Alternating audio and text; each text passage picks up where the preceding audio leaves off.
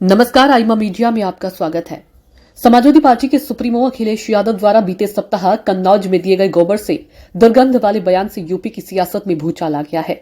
भाजपा नेताओं ने इसे सनातन का घोर अपमान बताया तो यूपी के मुखिया योगी बाबा ने भी सपा सुप्रीमो की जमकर बखिया उधेड़ी। जी हां, समाजवादी पार्टी के मुखिया अखिलेश यादव मुस्लिम वोट बैंक पर अपना कब्जा बनाए रखने के लिए मुस्लिमों को रिझाने का भी कोई मौका हाथ से नहीं जाने देते। बीते सप्ताह उन्होंने अपने संसदीय क्षेत्र कन्नौज में कहा कि हम तो यहां पर इत्र का पार्क बनवाना चाहते थे, लेकिन बीजेपी यहां पर गौशाला बनवा रही है। जिन लोगों को दुर्गंध पसंद है वे यहां पर गौशाला बनवा रहे हैं, लेकिन हम तो यहां पर भाईचारे की खुशबू फैलाना चाहते थे। आइए आपको सुनाते हैं कि अखिलेश ने कन्नौज में क्या कुछ कहा। आप बताइए, दुर्गंध पसंद करते हैं इसीलिए गौशाला बना रहे हैं, हम सुगंध पसंद कर रहे थे इसलिए इत्र पार्क बना रहे थे। बताइए, ये सांड पकड़ रही है सरकार के नहीं पकड़ रही है? आप खुद जानते होंगे। नहीं पकड़ रही है, कहा उन्होंने पैसा खा जा रहे हैं। तो इसलिए हम लोग सुगंध पसंद करने वाले लोग हैं, इसलिए परफ्यूम पार्क बना रहे हैं। ये दुर्गंध वाले लोग हैं, ये दुर्गंध वाले लोग हैं।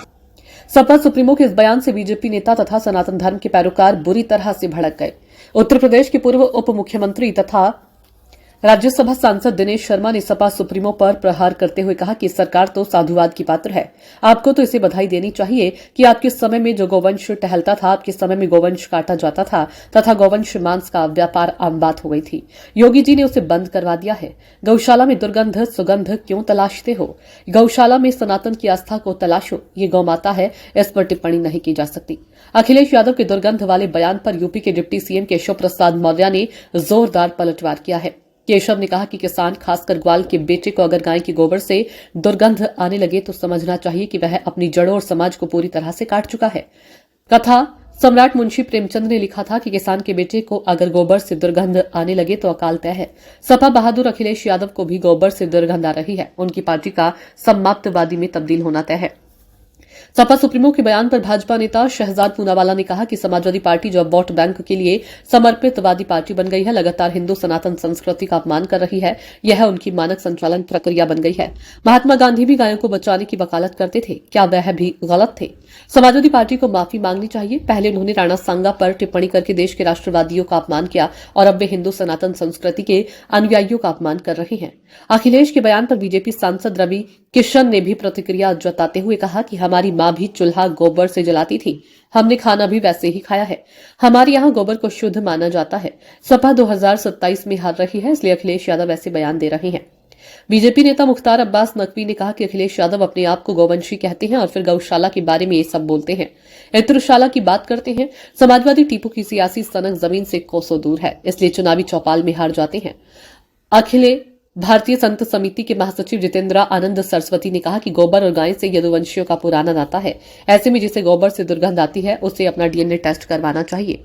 समाजवादी पार्टी के सुप्रीमो के इस बयान पर मुख्यमंत्री योगी आदित्यनाथ ने भी पलटवार किया।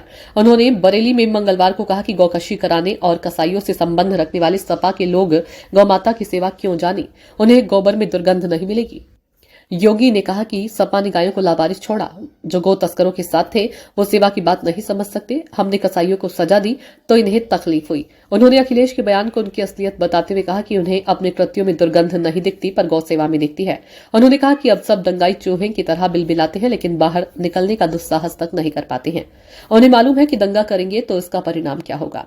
बाप दादा ने जो कमाई की होगी वह भी एक झटके में सरकार जब्त करके गरीबों में बंटवाने का काम करेगी। मुख्यमंत्री ने कहा कि अब निराश्रित गौवंशीय पशु को पालने पर सरकार 1500 रुपए प्रति पशु के हिसाब से उपलब्ध कराएगी। दरअसल कन्नौज अखिलेश यादव का संसदीय क्षेत्र होने के साथ साथ समाजवादी पार्टी का सुरक्षित किला माना जाता है। यहां पर मुस्लिमों की अच्छी खासी आबादी है। समाजवादी पार्टी के संस्थापक मुलायम सिंह यादव से लेकर अखिलेश यादव की पत्नी डिंपल यादव तक यहां से चुनाव लड़ चुकी है। अखिलेश यादव यूपी की 20% मुस्लिम आबादी की बैसाखी पर 2027 में यूपी के सत्ताधीश होने का ख्वाब संजो रहे हैं।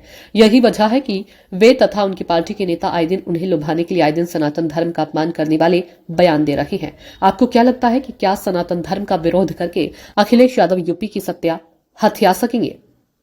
आईमा मीडिया को अगर आप यूट्यूब पर देख रहे हैं तो सब्सक्राइब करें, फेसबुक या अन्य सोशल मीडिया पर देख रहे हैं तो फॉलो करें। हमें कमेंट बॉक्स में अपने सुझाव अवश्य दीजिए।